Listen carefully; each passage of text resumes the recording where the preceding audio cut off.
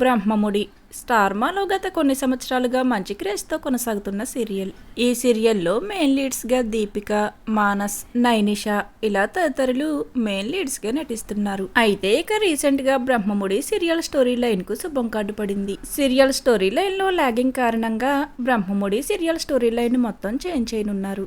ఈ సీరియల్లో main leads అయిన కావ్య రాజులనే చనిపోయినట్లుగా చూపించి త్వరలోనే బ్రహ్మముడి సీరియల్లోకి న్యూ జనరేషన్ ను తీసుకురానున్నారు. ఈ సీరియల్ ఆడియన్స్ అంతా చాలా డిసప్పాయింట్ అయ్యారనే చెప్పవచ్చు.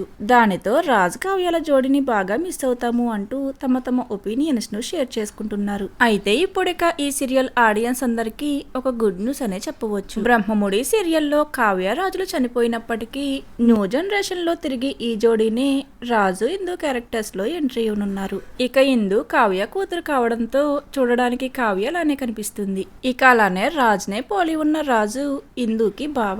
రాబోయే ఎపిసోడ్స్ లో ఈ బావ మరదళ్ళు ఎలా కలవబోతున్నారు, అలానే ఈ న్యూ జనరేషన్ లో మిగిలిన యాక్టర్స్ అంతా తిరిగి రీఎంట్రీ ఇవ్వనున్నారా లేదా కొత్త యాక్టర్స్ ఎంట్రీ ఇవ్వనున్నారా అనేది చూడాలి. మరి బ్రహ్మముడి నవ వసంతంలో ఇందు రాజుల జోడి ఇలా బావా మరదళ్ళగా ఎంట్రీ ఇవ్వడం మీకెలా అనిపించింది అనేది కామెంట్ సెక్షన్ లో కామెంట్ చేయండి. Thank you for watching.